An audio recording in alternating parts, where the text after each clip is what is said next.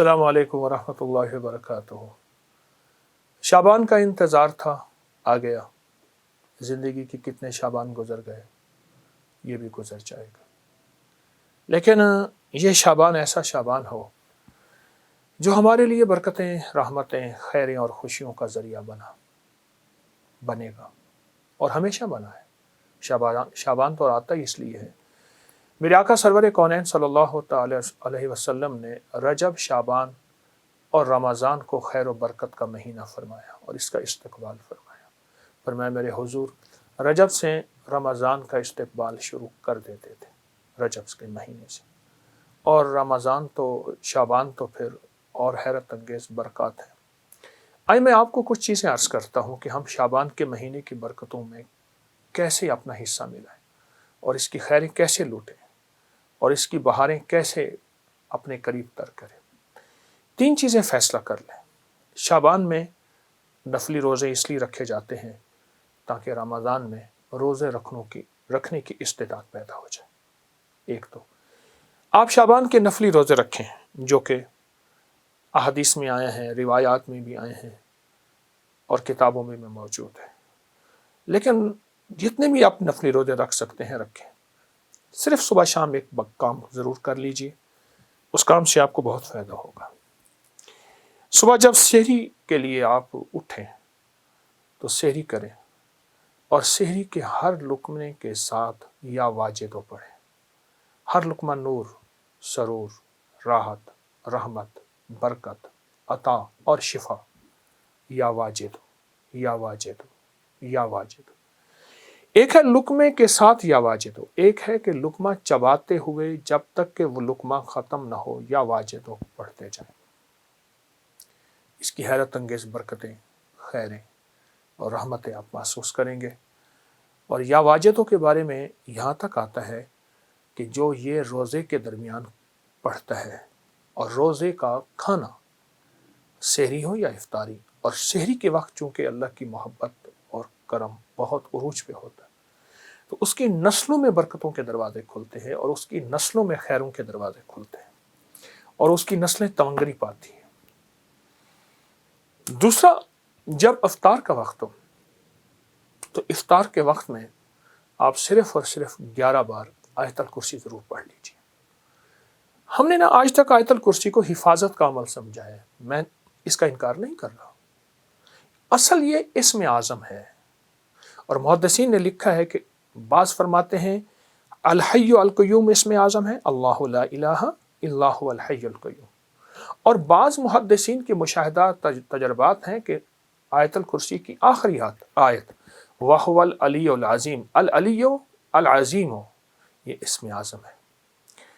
सिर्फ 11 बार आयतल कुर्सी पढ़ लीजिए, जो मुराद हो, जो मुश्किल हो, जो नाकामी हो, हत्ता कि आप किसी 11 मुरादों का आपस में तस्करा कर लें, तसव्वुर कर लें, कोई 11 मुरादों का अल्लाह के ख़जानों से मनवा लें, इसको जहन में रख लें। हत्ता कि यहाँ तक कि 11 नस्लों तक इसकी बरकतें चलती हैं, क्योंकि इफ्तार का वक्त वैसे भी कबूलियत का वक्त है, महबूबियत का वक्त है, मकबूलियत का वक्त है और उसकी अता और शफ़क़त का वक्त है। तो इसकी बहुत बरकतें और इसकी बहुत खैरें चलती हैं।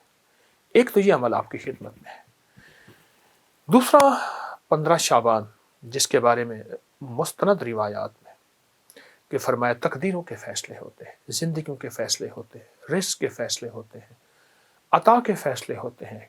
किसके बारे में अल्लाह की सिफ़त क़ाबिज़ कि इसका रिज़्क़ छीन लो, इसकी रूह छीन लो, कब्ज़ कर लो, और किसके बारे में मेरे रब की सिफ़त बासित, वसी कर दो और वसी कर दो, और अल्लाह की सिफ़त वासे, रिज़्क़ वसी कर दो, सेहत वसी कर दो, इज़्ज़त के ताज पहना दो। तो 15 शाबान में एक मुस्तनद और मसनून अमल है, वो है सलात व तस्बीह का।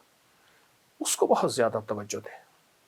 अगर एक दफ़ा पढ़ लें सलात व तस्बीह, पर पढ़ें ऐसी कि हर रुकन में आपने जो तीसरा कलमा पढ़ना है सुभान अल्लाह, एक है, देखिए, एक है सुभान अल्लाह अल्हम्दुलिल्लाह वला इलाहा इल्लल्लाह वल्लाहु अकबर वला हौला वला कुव्वता इल्ला बिल्लाहिल अलिय्यिल अज़ीम, ठीक है। एक है ठहर ठहर के, और एक एक लफ्ज़ को जज्ब कर करके, और एक एक लफ्ज़ पे अल्लाह की मोहब्बत और तवज्जो दे देकर।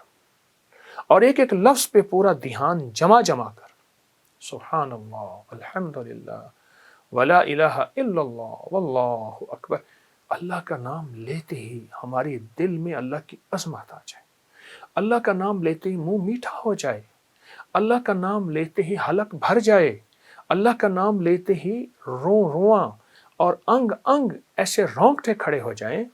اس عظمت کے ساتھ ایک بار صلاۃ و تسبیح شب برات میں پڑھ کے دیکھیں، کیونکہ برات کے معنی ہے نجات،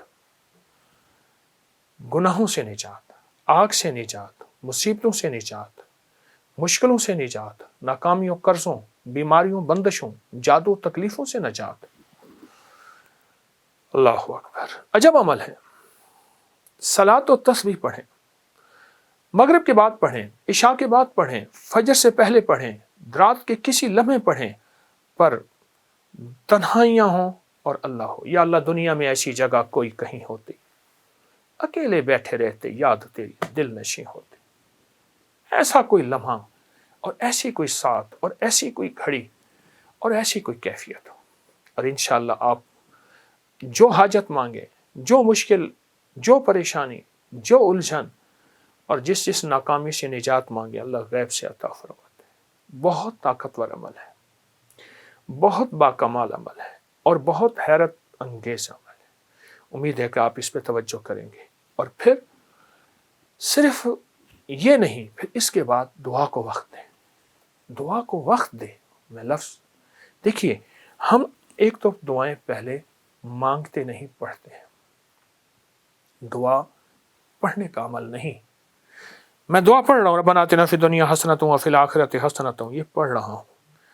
دیکھیے، سائل منگتا، جسے ہم بھکاری کہتے ہیں، چوراہوں پہ، سڑکوں پہ، گلیوں میں، اس کی نظریں منگتی، اس کا لباس منگتا، اس کے بول منگتے، اس کے ہاتھ منگتے، اس کے جذبے منگتے، اس کی چال منگتی، اس کی ڈھال منگتی، اس کا حال منگتا۔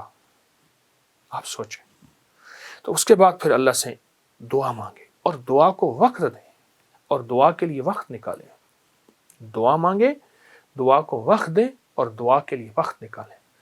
اب صلاۃ و تسبیح کے بعد ایک عمل آپ نے کرنا ہے، 11 بار ربنا آتنا فی الدنیا حسنۃ وفی الآخرۃ حسنۃ وقنا عذاب النار، 11 بار استغفر اللہ الذی لا الہ الا هو الحی القیوم واتوب الیہ، اور 11 بار آپ نے تیسرا کلمہ پڑھنا ہے، سبحان اللہ والحمدللہ ولا الہ الا اللہ واللہ اکبر ولا حول ولا قوۃ الا باللہ العلی العظیم۔